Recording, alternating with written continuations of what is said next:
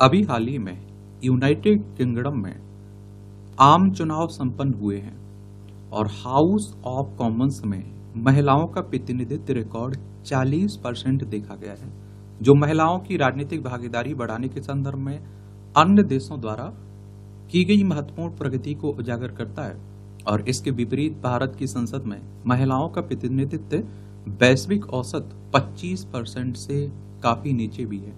और अभी आपने देखा होगा एक कानून लाया गया 33% सीटें आरक्षित करने का, एक कानून तो बन चुका है। अब लागू कब से होगा ये तो आने वाला वक्त ही बताएगा। और देखिए, जब संसद की बात होती है तो लोकसभा, राज्यसभा और राष्ट्रपति इसके भाग होते हैं भारत में, ठीक है। तो देख लेते हैं भारत में संसद में महिलाओं की प्रतिनिधित्व की स्थिति क्या है अभी वर्तमान में, उस पर भी बात कर लेंगे, हम लोग जान लेंगे। और राजनीति में महिलाओं की कम प्रतिनिधित्व के क्या कारण है तो उन्हें भी देख लेंगे, उन कारणों को भी। भारतीय संसद में महिला आरक्षण के पक्ष में क्या तर्क दिए जाते हैं और भारतीय राजनीति में महिलाओं की कम प्रतिनिधित्व को दूर करने हेतु क्या उपाय किए गए हैं, उन उपाय के बारे में भी बात करेंगे हम लोग। और जो महिला आरक्षण अधिनियम 2023 है ना, उसे भी देख लेंगे। और देखिए, जब महिलाओं की स्थिति पर आप लोग आंसर राइटिंग करते हैं, निबंध लिखते हैं, तो ये पॉइंट आप लोग वहां बता सकते हैं, जान सकते हैं। देखिए, स्वीडन में 40% है, सबसे ज्यादा।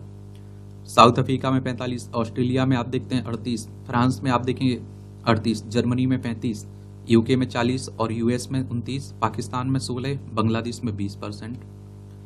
तो भारतीय संसद में महिलाओं के प्रतिनिधित्व की क्या स्थिति है? तो संसद में महिलाओं का प्रतिनिधित्व, लोकसभा में महिला सदस्यों का प्रतिशत 2004 तक 5 से 10% से बढ़कर वर्तमान 18वीं लोकसभा में 13.6% हो गया, जबकि राज्यसभा में यह 13% है।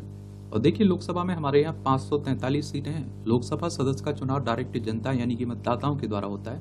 अगर आपकी उम्र 18 साल हो चुकी होगी तो वोटर सूची में आपका नाम जुड़ चुका होगा, आप लोग वोट डालने भी जाते होंगे। अगर आपकी उम्र 25 साल हो चुकी है तो लोकसभा सदस्य का चुनाव लड़ सकते हैं। ये चुनाव करवाता कौन है? इलेक्शन कमीशन ऑफ इंडिया, भारतीय निर्वाचन आयोग, एक संवैधानिक संस्था है।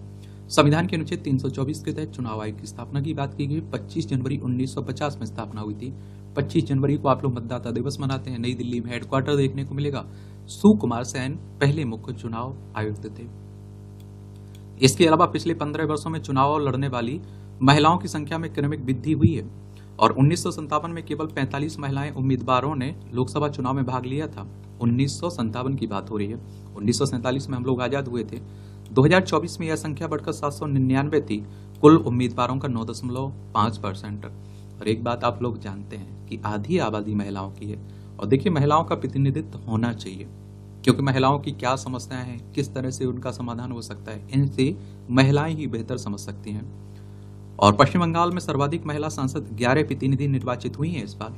18वीं लोकसभा में तृणमूल कांग्रेस के लोकसभा सांसदों में महिलाओं का अनुपात सबसे अधिक 38% है। यह वैश्विक औसत लगभग 25% से बहुत कम भी है। तो ये भी आप देखिए 16वीं लोकसभा में आप देखिए 64 महिलाएं थी। 17वीं लोकसभा में 78 महिलाएं थी। इस बार 18वीं में 74 महिलाएं। ये क्वेश्चन कई बार पूछ लेता है। राज्य विधायिकाओं में महिलाओं का प्रतिनिधित्व, तो राज्य विधान सभाओं में महिलाओं के प्रतिनिधित्व का राष्ट्रीय औसत मात्र 9% है तथा किसी भी राज्य में 20% से अधिक महिलाएं विधायक नहीं है। और यहां तक कि सर्वाधिक प्रतिनिधित्व वाली राज्य छत्तीसगढ़ में भी केवल 18% महिलाएं हैं। ये उत्तर प्रदेश में सबसे ज्यादा आप लोग देखने को मिलता है विधायक, सबसे 403 सीटें हैं विधायक की। और एक बात आपको बता दूं, देखिए आरक्षण की जरूरत ही ना लाने पड़ती, एक कानून ही नहीं बनाना पड़ता अगर आप देखते हैं कि राजनीतिक पार्टियां महिलाओं को मौका देने लगती। वैश्विक परिदृश्य, संसद के निचले सदन में महिलाओं के प्रतिनिधित्व के मामले में भारत 185 देशों में 143 स्थान पर है। जब आप लोग कमियां बता रहे हैं ना कि महिलाओं की कहाँ कमी है, मतलब आप देखिए समस्याएं कहाँ हैं महिलाओं के प्रतिनिधित्व में, तो भारत की ये भी बता सकते हैं कि 185 देशों में हम लोग 143वें स्थान पर, हमारी बुरी स्थिति है। स्वीडन में 40, दक्षिण अफ्रीका में आप देखिए 45, ब्रिटेन में 40 और अमेरिका में 29% महिलाएं सांसद हैं। लैंगिक प्रतिनिधित्व के मामले में भारत, वियतनाम, फिलीपींस, पाकिस्तान, चीन जैसे देशों से हम पीछे हैं। हमसे आगे आप देखिए ये देश ही है। राजनीति में महिलाओं का कम प्रतिनिधित्व के कारण कौन से हैं? राजनीति में जो महिलाएं हैं उनके कम प्रतिनिधित्व के कारण कौन से हैं? तो एक तो आप देखिए सामाजिक और सांस्कृतिक बाधाएं, पित्त सत्तात्मक मानदंड और लैंगिक रूढ़िवादिता राजनीति में महिलाओं की भागीदारी को सीमित करती हैं। घरेलू जिम्मेदारियां और परिवार के समर्थन की कमी, साथ ही शिक्षा तथा आर्थिक सशक्तिकरण में असमानताएं विशेष रूप से ग्रामीण क्षेत्रों में ऐसी बाधाओं में योगदान करते हैं। और आप लोग भी देखते होंगे, बाप की बात राजनीति में बेटा ही संभालता है ना। आप देखिए, अगर बेटा नहीं है तब बेटी संभालती है।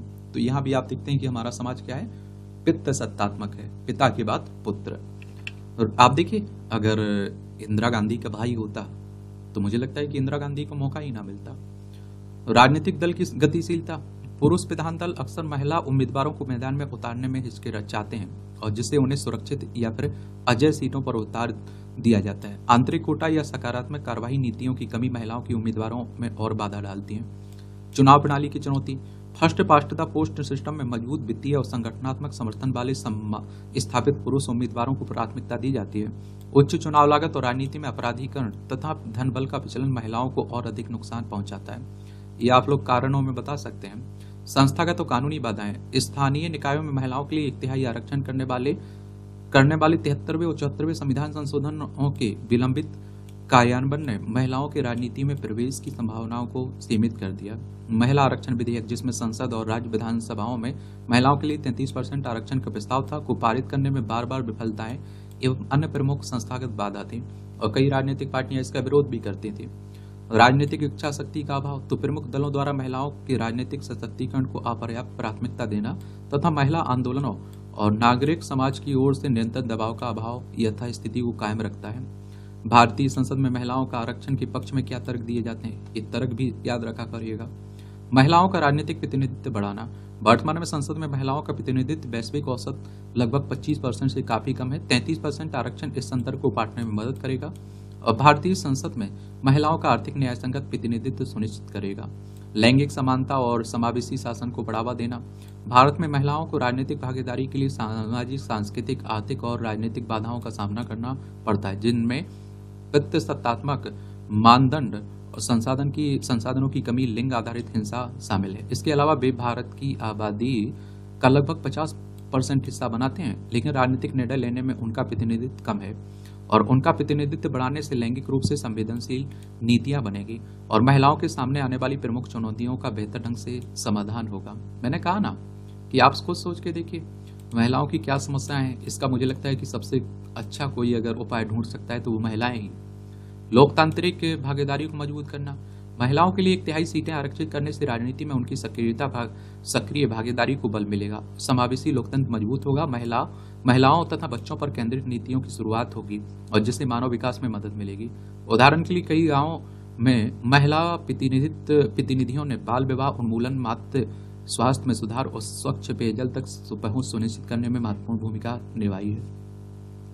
और भारतीय राजनीति में महिलाओं के कम प्रतिनिधित्व को दूर करने हेतु क्या उपाय किए गए, ये उपाय भी आप लोग बता सकते हैं। संवैधानिक संशोधन, तो 73वें 74वें संशोधन 1992-93 द्वारा पंचायतों और नगर पालिकाओं में महिलाओं के लिए 1/3 सीटें आरक्षित की गई और जिससे स्थानीय शासन में उनकी भागीदारी बढ़ी। 106वां संविधान संशोधन 2023 की बात है, लोकसभा और राज्य विधानसभा में महिलाओं के लिए 1/3 सीटें आरक्षित करने का प्रस्ताव, हालांकि इसका क्रियान्वयन अगले परिसीमन पर निर्भर है। यह आरक्षण 106वें संशोधन अधिनियम के लागू होने के बाद पहली जनगणना के बाद लागू किया जाएगा, जिसमें परिसीमन प्रक्रिया भी शामिल है।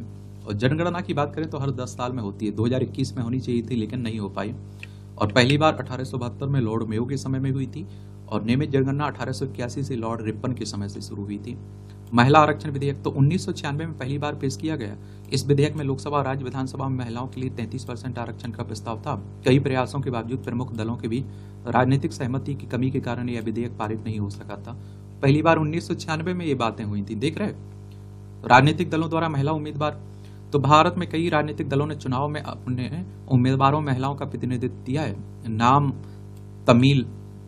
तमिलर काची 50% महिला उम्मीदवारों के साथ सबसे आगे है। इसके बाद लोक जनशक्ति पार्टी और राष्ट्रवादी कांग्रेस पार्टी 40% के साथ दूसरे स्थान पर है।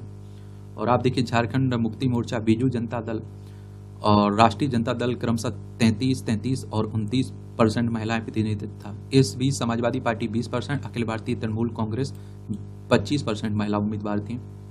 और सशक्तिकरण, ये आप देखेंगे, सशक्तिकरण योजना और कार्यक्रम, महिला शक्ति केंद्र, बेटी बचाओ बेटी पढ़ाओ, स्टेप जैसी पहलों का उद्देश्य महिलाओं की सामाजिक आर्थिक स्थिति में सुधार लाना, लेकिन उनकी राजनीतिक भागीदारी बढ़ाने पर इसका प्रत्यक्ष प्रभाव सीमित ही रहा। नागरिक समाज और महिला आंदोलन, तो आप देखिए महिला अधिकार समूह, कार्यकर्ताओं और संगठनों द्वारा अधिक राजनीतिक प्रतिनिधित्व के लिए निरंतर वकालत की जा रही है। ये महिला, जो आप देखेंगे महिला आरक्षण अधिनियम 2023 है, इसके बारे में बता देता हूँ। संविधान 106वां संविधान संशोधन अधिनियम है और इसका उद्देश्य क्या है? लोकसभा, राज्य विधानसभा और महिलाओं के लिए कुल सीटों में से 1/3 सीटें आरक्षित करना। क्या करना? आरक्षित करना।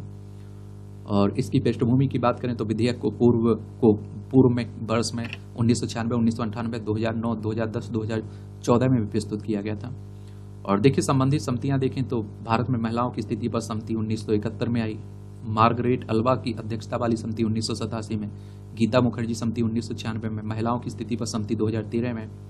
और प्रमुख विशेषताएं इसकी देखें तो जोड़े गए अनुच्छेद 330 से लोकसभा में महिलाओं के लिए आरक्षण, 332 से राज्य विधानसभाओं में महिलाओं के लिए आरक्षण, अनुच्छेद 339 ए राष्ट्रीय राजधानी क्षेत्र दिल्ली की विधानसभा में महिलाओं के लिए आरक्षण, अनुच्छेद 334 ए आरक्षण परिसीमन और जनगणना होने के बाद प्रभावी। और समय अवधि की बात करें तो आरक्षण 15 वर्ष की अवधि के लिए प्रदान किया जाएगा, बढ़ाया भी जा सकता है इसे। और आरक्षित सीटों का रोटेशन तो हर परिसीमन के बाद। आवश्यकता क्यों थी? तो आप कम राजनीतिक प्रतिनिधित्व के कारण। और इसके आप देखिए पक्ष में तर्क दिए जाते हैं, कुछ लोग विरोध भी करते हैं। लैंगिक समानता की दिशा में महत्वपूर्ण कदम, निर्णय प्रक्रिया के लिए व्यापक दृष्टिकोण प्राप्त होना, राजनीतिक सार्वजनिक जीवन में महिलाओं के विरुद्ध भेदभाव को समाप्त करने की बात होती है। विरुद्ध में 2021 में की जनगणना जो अभी तक पूरी नहीं हुई के आधार पर परिसीमन अनिवार्य है।